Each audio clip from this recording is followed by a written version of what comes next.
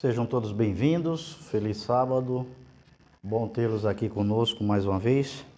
Vamos hoje continuar o nosso estudo das doutrinas da Igreja Adventista. Estamos estudando a respeito da Igreja, né? O que é a Igreja, como ela foi formada,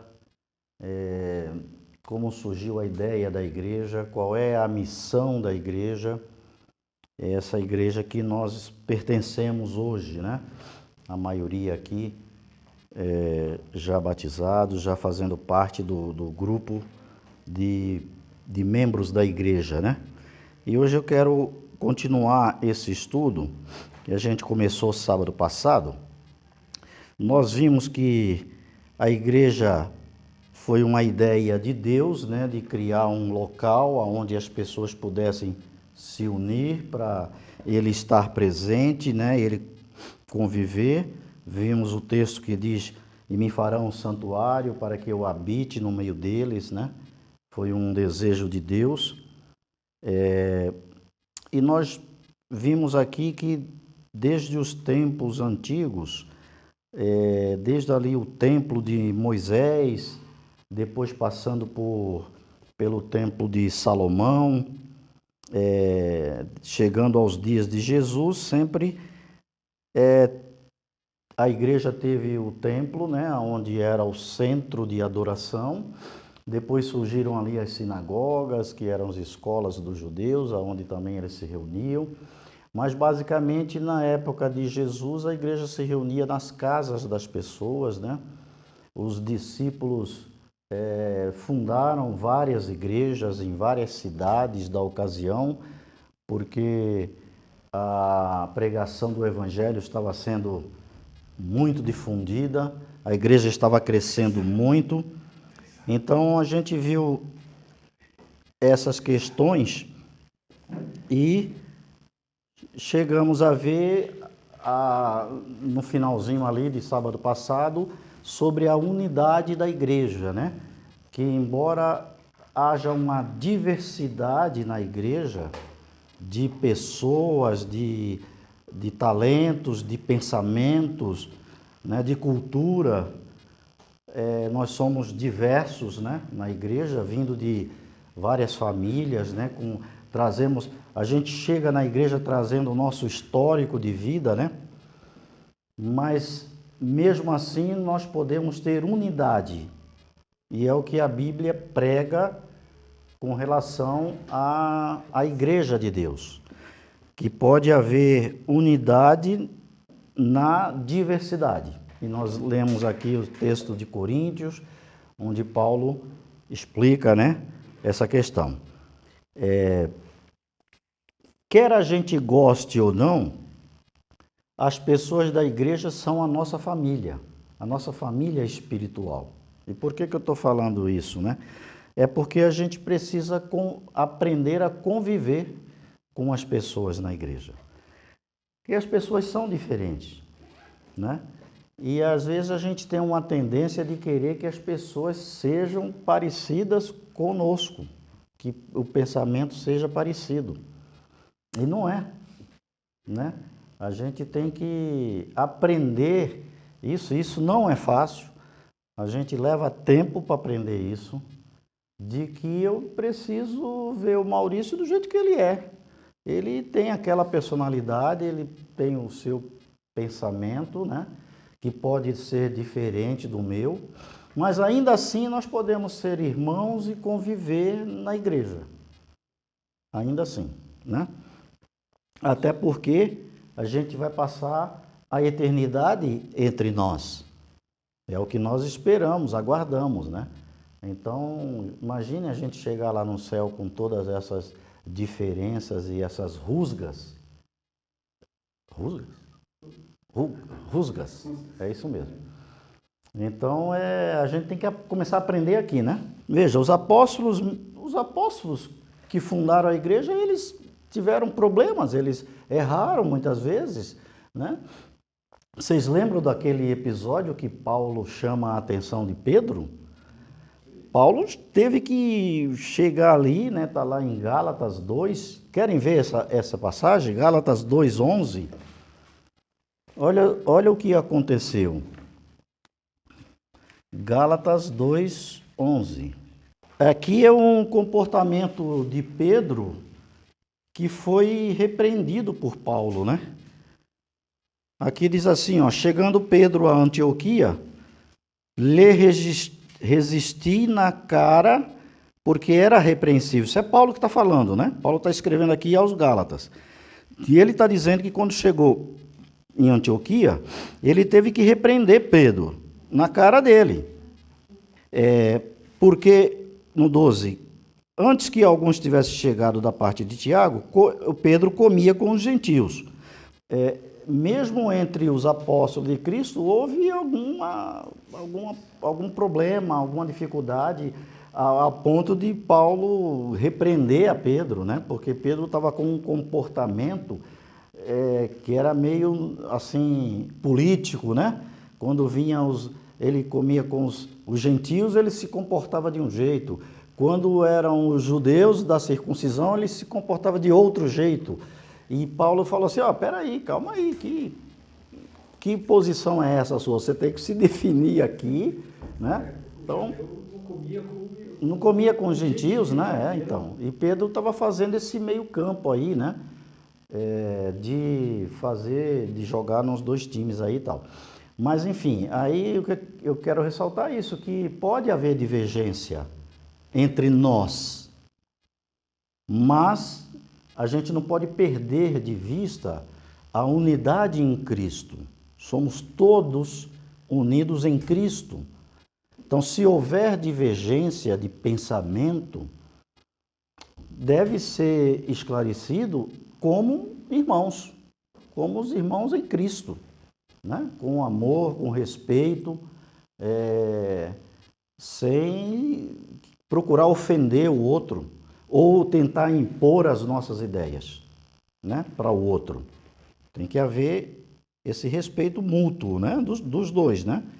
Então, a igreja, ela nunca foi lugar de gente perfeita. Alguns buscam a igreja perfeita, né?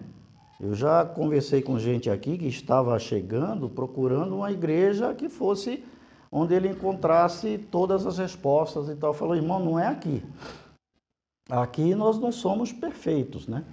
A igreja já falaram há muito tempo atrás que é como um hospital. As pessoas chegam doentes aqui elas são tratadas espiritualmente, são curadas as suas feridas espirituais, elas se curam e agora elas se unem aos que já estavam aqui para receber os novos que vão chegando e ajudá-los da mesma maneira, né? De forma que a igreja vai crescendo com esse espírito de nos ajudar mutuamente uns aos outros.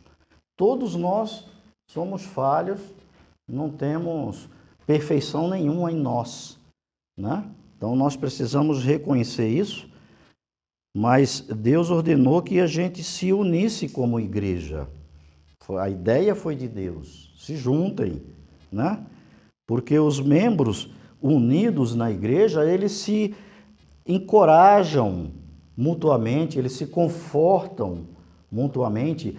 Você recebeu o conforto da igreja, né, dos irmãos, agora essa fase difícil que você passou, da perda da sua mãe. Os irmãos têm essa tendência de querer ajudar os que estão passando por dificuldade, então nós não podemos esquecer disso, né? Tiago diz que a verdadeira religião é essa, de ajudar as pessoas, né? Visitar os pobres, as viúvas, os necessitados, aqueles que precisam de ajuda. Essa é a verdadeira religião. Então a igreja nos ensina isso, ao amor de Deus de uns para com os outros, né? Nem sempre a igreja faz isso direito. Por quê? Porque somos pecadores, somos falhos. Nem sempre fazemos isso como deveria fazer. Mas é um processo de conhecimento, né, de aprendizagem contínuo, né?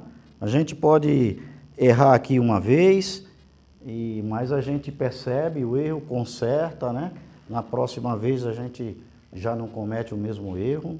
E muita gente não tem essa percepção de igreja e quer que a igreja seja perfeita, que todo mundo seja, que não cometa erro, né? Sejam perfeitos. E não é assim. Vive em comunidade, essas coisas vão acontecer, quer na igreja, quer em qualquer outro lugar, na família. Qualquer lugar vai acontecer esse tipo de coisa, né? Mas nós crescemos muito mais espiritualmente quando nós estamos juntos, como uma igreja, né? Cada um interagindo com o outro. Há um texto que eu queria que você abrisse sua Bíblia em Efésios. Então veja o que diz Paulo aqui, o conselho, ó. Efésios 4,15. Eu vou ler aqui antes, aqui, ó. Todo Efésios 4 é uma exortação à unidade da igreja, né? Diz assim, ó, deixa eu ver aqui, do 11. Ele mesmo deu uns para os apóstolos, outros para profetas, outros para evangelistas, outros para pastores e doutores. Não é assim na igreja? Uma diversidade de dons? É assim. E foi Deus o Espírito quem dá os dons, né? No 12, querendo o aperfeiçoamento dos santos, ó. Essa mistura é para o nosso aperfeiçoamento, para a obra do ministério, também para pregar o evangelho, e para a edificação do corpo de Cristo, que é a igreja, para a nossa própria edificação, tá certo? Até que todos cheguemos à unidade da fé e ao conhecimento do Filho de Deus, o homem perfeito, à medida da estatura completa de Cristo, para que não sejamos mais meninos inconstantes, levados em roda por todo o vento de doutrina, pelo engano dos homens, e com astúcia enganam fraudulosamente. Aí no 15, antes, seguindo a verdade em caridade ou em amor, cresçamos em tudo naquele que é o cabeça, Cristo, do qual todo o corpo bem ajustado e ligado, pelo auxílio de todas as juntas, segundo a justa operação de cada parte, faz o aumento do corpo, para a sua edificação em amor. Então veja, Paulo diz que tudo isso, o aperfeiçoamento dos santos, com toda essa diversidade que é a igreja de Cristo, ela pode ser unida em Cristo, que é o cabeça da igreja. Então, quando a gente vem para a igreja, se junta a essa igreja e nós temos o foco da nossa vida espiritual em Cristo, que é o cabeça, a gente não leva muito em conta os erros das pessoas. Tá certo? Se a gente botar foco nas pessoas, aí nossa vida espiritual vai ser abalada. Porque eu erro, o Fernando erra, o Maurício, o Dari, todos nós erramos. Vira e mexe, a gente pisa na bola com alguma coisa. Vira e mexe. Então, nós precisamos entender isso, que às vezes eu já vi muito isso na igreja, quando alguém erra, tem gente que tem gosto de sangue na boca, quer ver sangue, né? Quer ver punição, quer que a pessoa seja excluída da igreja, ou sei lá, que a igreja faça alguma coisa, mas a igreja não existe para dividir as pessoas. O Davi falou ali no Salmo, se eu não me engano, 139, quão bom é que os irmãos vivam em união. Em união. Né? Então, nós temos que ter isso em vista. O foco da nossa espiritualidade tem que ser Cristo. E como Cristo uniu as pessoas, uniu a igreja, uniu os apóstolos. Lembra que os apóstolos eles tinham divergência e brigavam, inclusive, para ver quem era o primeiro, quem era o segundo e tudo mais. E Cristo veio ensinar que nós temos que ser unidos e não... E o foco tem que ser Cristo, tem que ser Ele. Ele falou, olha para mim, eu sou o caminho, a verdade e a vida, eu sou o pão da vida. né? Faça o que pregue os meus ensinamentos, vá, faça discípulos, ensine tudo aquilo que eu vos ensinei. Então, havia uma unidade na pregação de Cristo, né? E Paulo aqui confirma tudo isso, e ele diz, ó, no final, que todas essas coisas, mesmo nós sermos vários membros da igreja, né? Paulo usa isso, essa figura do corpo, cada um de nós somos um membro de um mesmo corpo. E mesmo cada um sendo um membro diferente, né, com uma função diferente, nós estamos unidos e tudo que nós fizermos vai servir para o aumento do corpo de Cristo, ou seja, o aumento da igreja, o crescimento da igreja. Tá certo? Então nunca olhe para as pessoas na igreja. Elas são pecadoras, elas vão errar, vira e mexe, elas vão pisar na bola.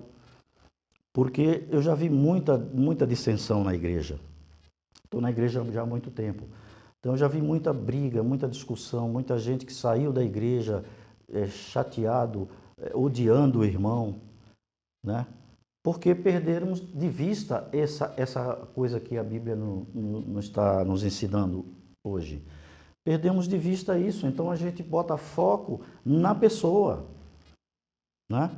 E aí uma palavra mal colocada, um pensamento mal colocado, aí gera inimigos e irmãos, isso para consertar no ser humano que é pecador leva tempo. Leva tempo. Para derrubar é um segundo, mas para consertar leva tempo porque a gente fica remoendo aquilo, né? Guardando aquela mágoa, aquelas coisas e dificilmente a gente perdoa, né? Completamente. Então, isso a gente precisa aprender na nossa vida como igreja, né? Como membros da igreja. E a igreja adventista, ela, embora não seja perfeita e tem essas pessoas no seu rol de membros, ela prega a unidade, É que a gente nem sempre consegue fazer, mas a pregação, a doutrina da igreja é pela unidade em Cristo, né? E a igreja adventista, ela se defende como uma igreja que prega a verdade bíblica, de toda a Bíblia, não excluindo nada, né? Nenhum livro da Bíblia, Novo, Velho Testamento.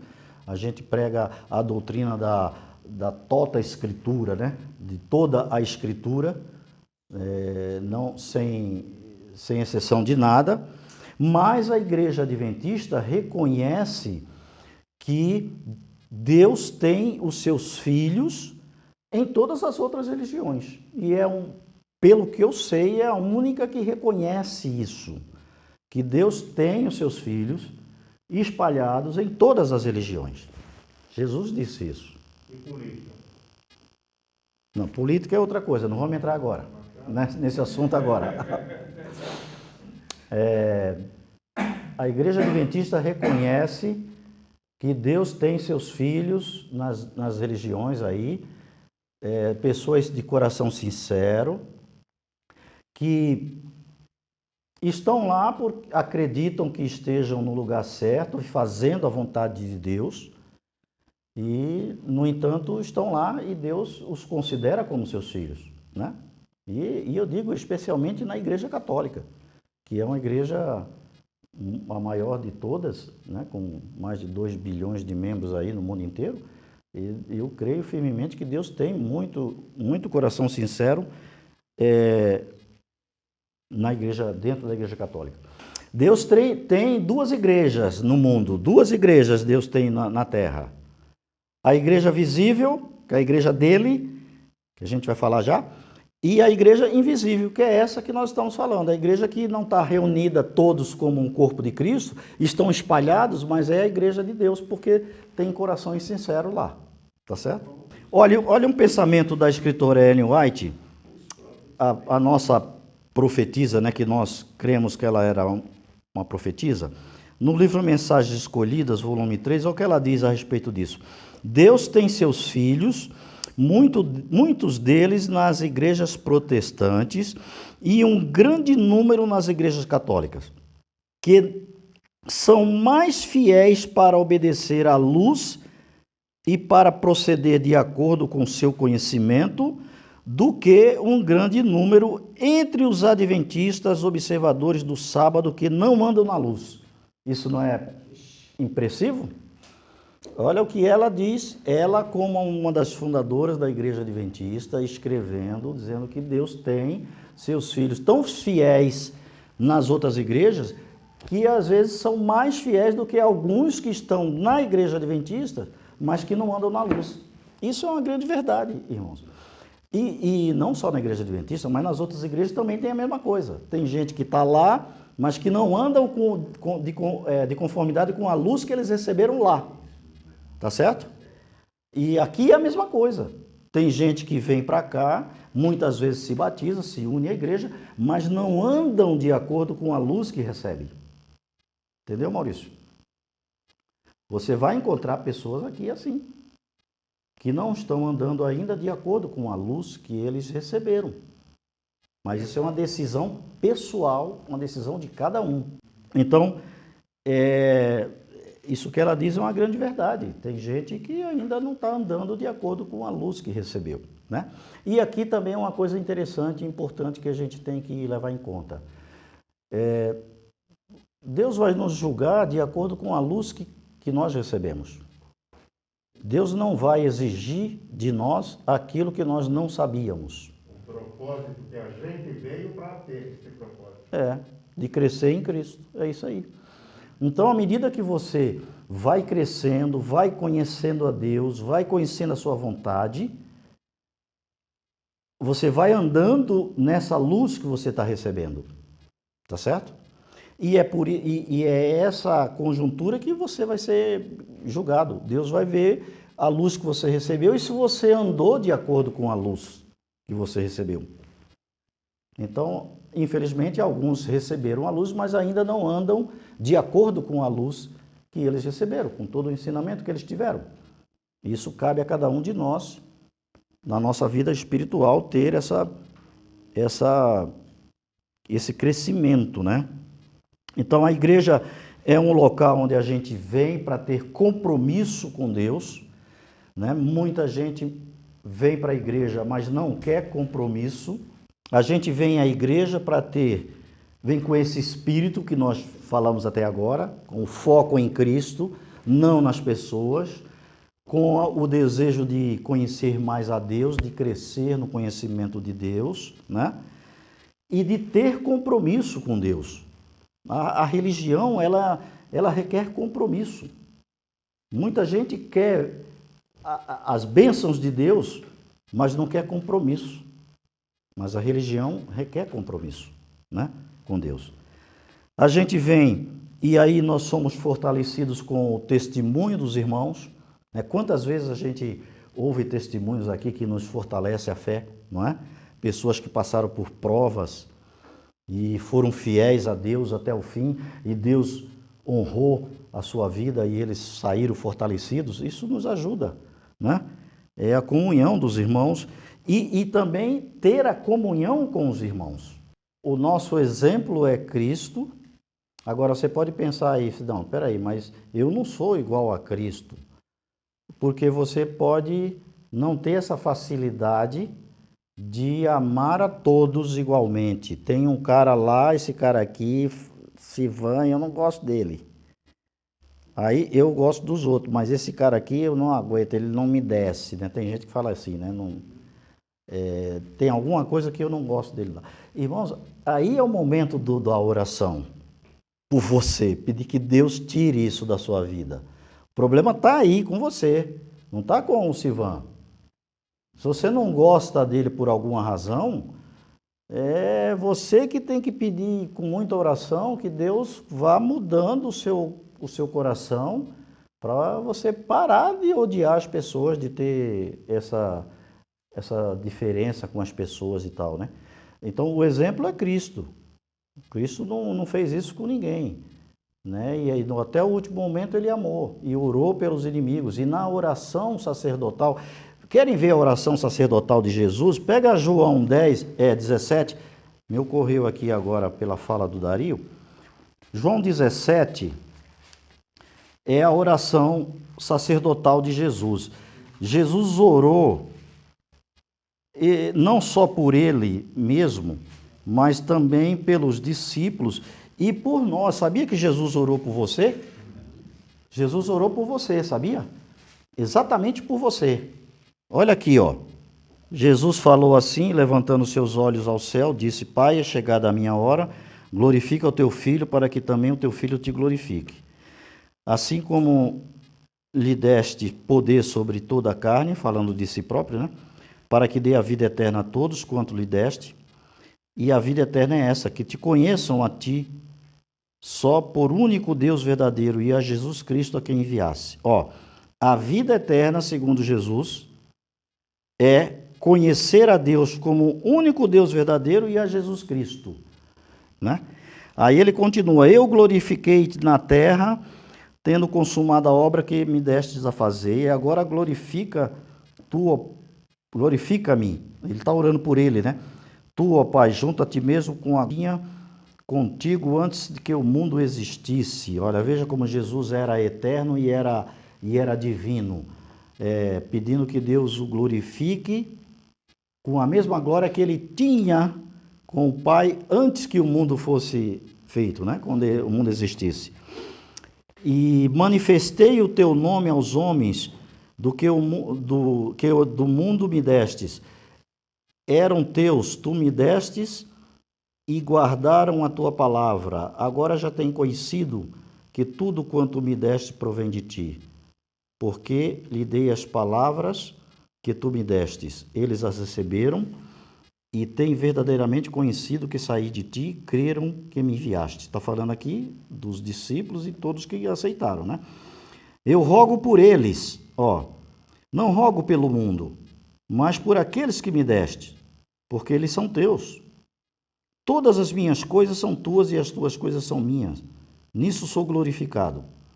E eu já não estou mais no mundo, mas eles estão no mundo, e eu vou para ti. Pai Santo, guarda em teu nome aqueles que me deste, para que sejam um, assim como nós. Veja a oração de Jesus pela unidade, orando pelos filhos que Deus deu a ele, né? Como filhos, a todos os que o aceitaram. E Jesus ora pela unidade, que seja um, assim como nós somos, ele e o Pai, né? Estando eu com eles no mundo, guardava-os em teu nome, tendo guardado aqueles que tu me deste, e nenhum deles se perdeu, senão o filho da perdição, para que a Escritura se cumprisse. Está falando aqui de Judas, né? E foi o único que era o filho da perdição, aquele que não quis. Mas agora vou para ti e digo isto no mundo, para que tenhas a minha alegria completa em si mesmo. Dei-lhes a tua palavra e o mundo os aborreceu, porque não são do mundo. Ó, tá vendo aqui, irmão Arnaldo? Jesus está dizendo aqui, ó, na oração dele, que ele deu a sua palavra para os seus filhos, mas o mundo aborreceu os seus filhos por causa da palavra, entende? Então há uma inimizade muito grande entre o mundo e Deus. Quando a gente se coloca do lado de Deus, vamos ter inimigos que não gostam de Deus, e aí não vão gostar de nós. Agora olha aqui, ó. Não peço que os tires do mundo, mas que os livre do mal.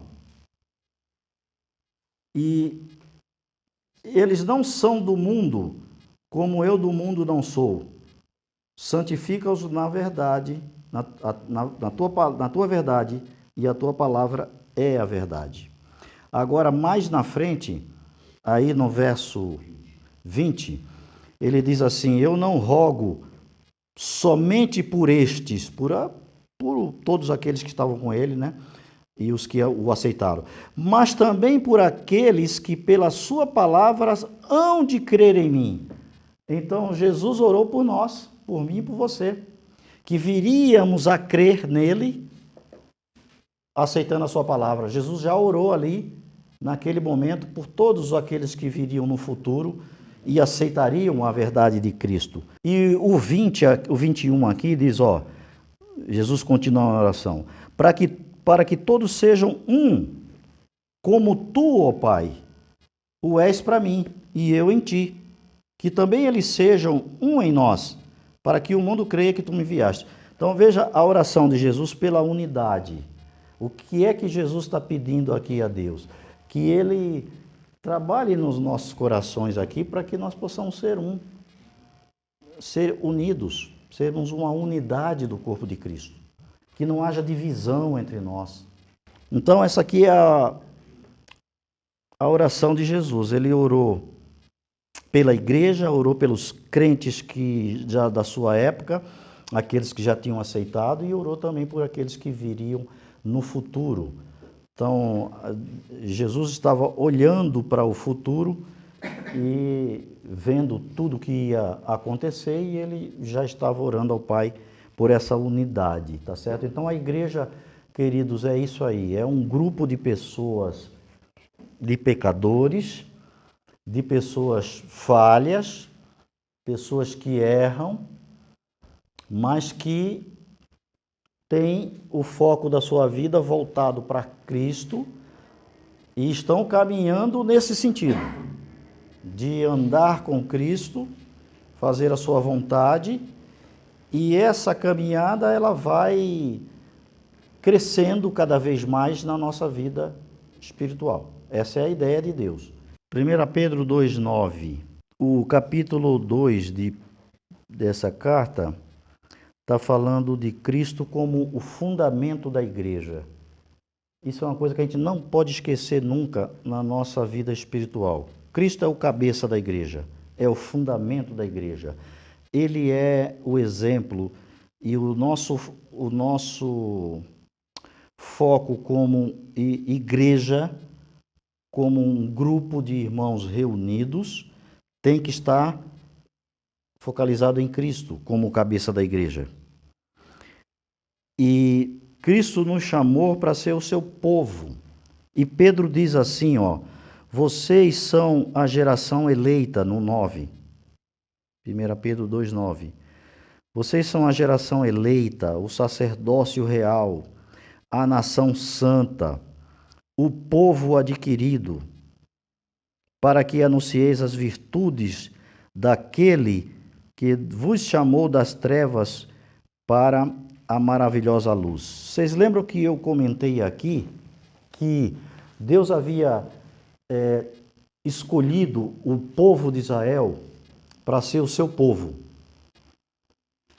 Não que ele não amasse os outros povos, mas ele escolheu um povo em especial para ser a luz do mundo, para pregar o evangelho a todas as nações.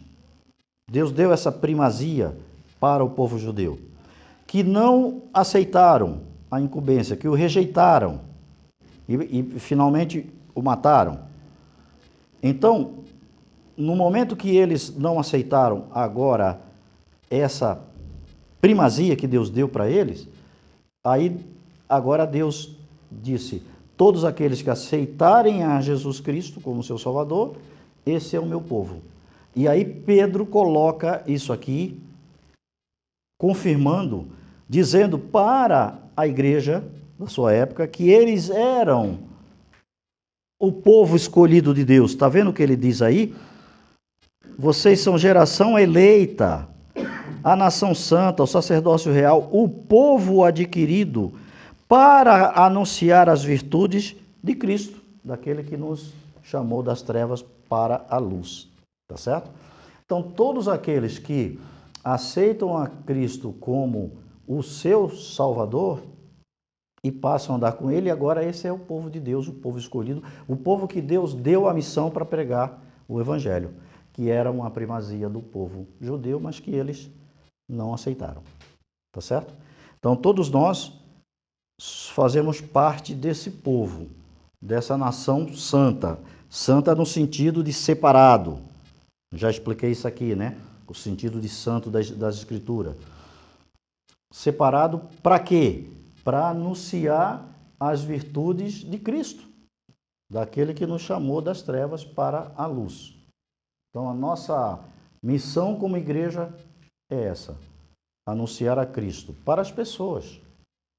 E faz um sentido muito grande, né? Porque se você está aqui hoje, você, por alguma razão, o Espírito Santo influenciou a tua mente e você viu que aqui é o teu lugar, é aqui que você encontrou o caminho da tua vida, você quer conviver com Deus, você quer continuar andando com Deus, e isso está te fazendo bem, está te trazendo alegria à vida e tudo mais, por que não compartilhar isso com as pessoas? Por que guardar somente para você? Não é? Então, tente descobrir qual é o seu dom, onde que você pode falar de Cristo para as pessoas, compartilhar essa coisa que você aprendeu aqui, que está te fazendo bem na tua vida espiritual, e comece a agir, comece a fazer.